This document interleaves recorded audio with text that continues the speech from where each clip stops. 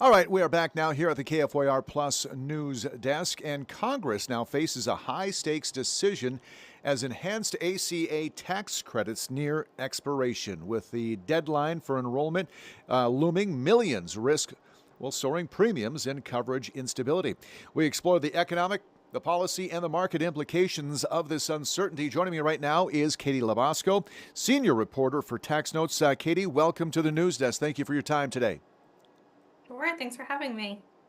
Absolutely. So, Katie, why is Congress leaving the ACA premium tax credit extensions for the last minute? Is this a structural flaw in the tax policy? Can these lawmakers get together and do anything? Well, there's a couple things here. The enhanced premium tax credit does expire December 31st, so you're right, we're on a tight deadline here. But I think, why it's gotten down to the wire, there's not there might not be enough support in Congress to extend these enhanced premium tax credits. They were created by Democrats during the pandemic. They were meant to help people struggling economically at the time to afford their health insurance. And so the number one reason is that a lot of Republicans have no interest in extending some of the ACA or Obamacare. And now, so we are at December 15th today, Yeah. and Congress will leave town after this week for the holidays. They won't come back until January, and it's looking more and more likely that this tax credit won't be extended before they leave for the holiday recess. So, what disenrollment rate do experts predict if enhanced credits lapse? So the Congressional Budget Office has said they expect 2.2 million more people will be uninsured next year if these enhanced premium tax credits expire. Now there's about 23 million ACA enrollees, and a vast majority of them do receive some type of tax credit. Now, if they do expire, the average increase an enrollee might see is a more than doubling, or about $1,000, and that varies by income and family size.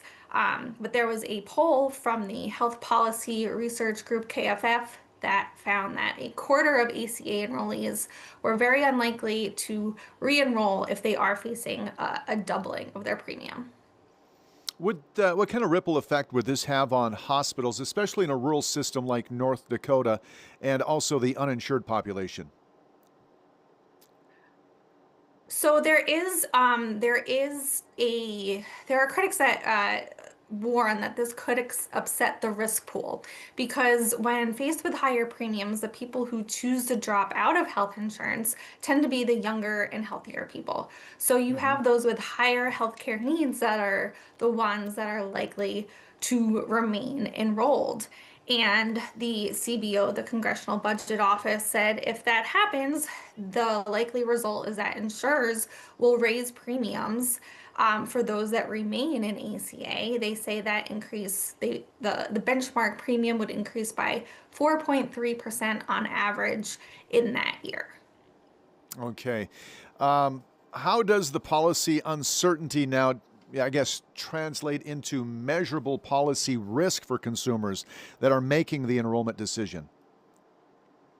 Right, so you have to enroll by today in order to avoid a Hmm. lapse in coverage in January. And because whether or not you think the enhanced premium tax credit should expire or not, there's a lot of debate in Congress still happening about whether or not to extend them. So a lot of Sure. people, they don't actually know what their premium is going to be next year. I think what people should do at this point is assume that they are expiring, and whatever their health insurance company told them the premium is going to be, that may likely be what takes effect come Are January. there, Katie, are there any emergency measures that states or even insurers could take to mitigate consumer harm? I know there's about 10 states that provide subsidies to some taxpayers in addition to what the federal government provides, but I think at this point we're a little too late. Congress debated this for months, And so if a state hasn't taken action yet, I think we're a little bit out of time. I will note that open enrollment does not technically close until January 15th. So you Mhm. may, if you don't sign up until later, you may get a lapse in coverage in January, but it would restart later that year. And another pressure point in Congress, another date that might force Congress to address this is January 30th. Now, of course, that's after the tax credits expire, but that is when federal government funding runs out, and Congress will have to pass something to keep most of the government open. And so there's a possibility they tack on some type of extension, maybe retroactively at that point. So, the big argument that we hear from both sides is that these subsidies were initiated, I believe, for COVID, helping a good population of the people with it. Conversely, you've got the Republican conservative side saying it's time for those to, I guess, expire.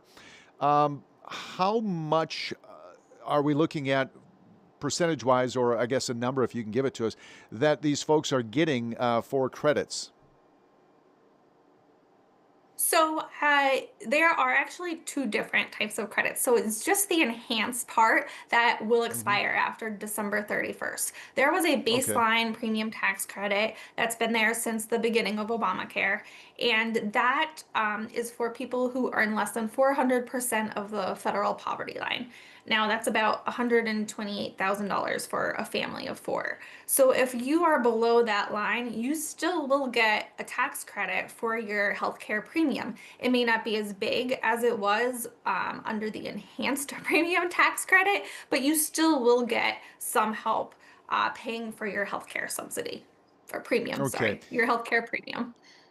How does this uncertainty, I guess, compare to other entitlement programs like Medicare or Social Security? Well, those other programs, you usually pay in through your payroll tax. I'm not aware of anything in those programs where there's a temporary provision like this, where Hmm. we're facing this subsidy cliff, and that after this date, it's over. I think maybe a more similar comparison is the child tax credit, which was also expanded under during the COVID-19 pandemic, and that enhancement did expire. I believe it was almost a $700 boost for some families, and that did go away. What macroeconomic signals does this send to the healthcare industry and also investors? Well, I'm not a stockbroker or an investor, but Hmm. this could hurt insurance companies because generally these tax credits are paid in advance directly to the insurance company. And that's a big criticism a lot of Republicans have of this enhanced premium tax credit. They say it fuels health insurers' profits. And there's even an incentive to keep people enrolled, even if they don't know. So some people have a $0 premium. And so that creates this incentive for maybe a shady broker to keep enrolling people without their knowledge. And that's where the waste, fraud, and abuse comes in. So that is something I would say, even if, say, they do get temporarily extended, a lot of Republicans also want to make tie it with reforms. And there's a lot of proposals that would take away auto enrollment, take away any $0 premiums, try to get that incentive off the table for health insurance companies to keep re-enrolling people. So at the end of the day, this may impact health insurance companies. Speaking of impact, how might this debate influence the 2026 election cycle and even broader healthcare reform? Right. Well, I think it remains to be seen because I do think that there is some hope that in 2026 there will be something to address healthcare costs. Both sides say healthcare is too expensive and want to do something about it. But where I would really pay attention to in the midterm elections are the maybe moderate moderate Republicans or even moderate Democrats, they're the ones that are pushing currently in the House. They are pushing for a bipartisan solution to temporarily extend these tax credits because they don't want their constituents to face, a skyrocketing premium next year. So you do see a lot of these moderate Republicans, moderate Democrats trying to come together, especially in the House, to implement maybe a 1 year extension or a 2 year extension. What does this mean for long-term stability of the U.S. healthcare system? And is there a viable path to ending these reoccurring policy cliffs that we seem to be going over?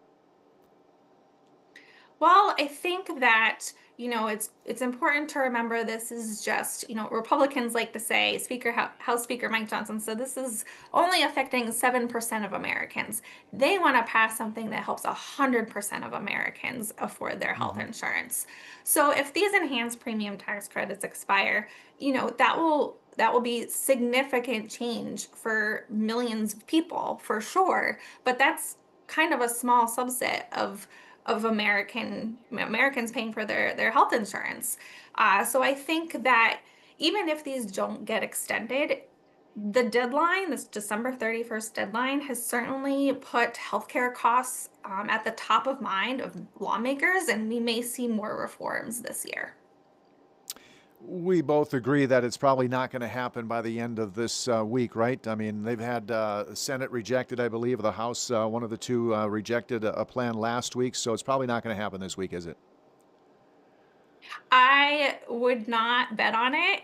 There's a small chance. There are some moderates in the House, like I mentioned, who are trying to force a vote, go around leadership and force a vote on the floor. But even if they did, and even if it was successful, I don't think the Senate has time to take it up before the holiday recess.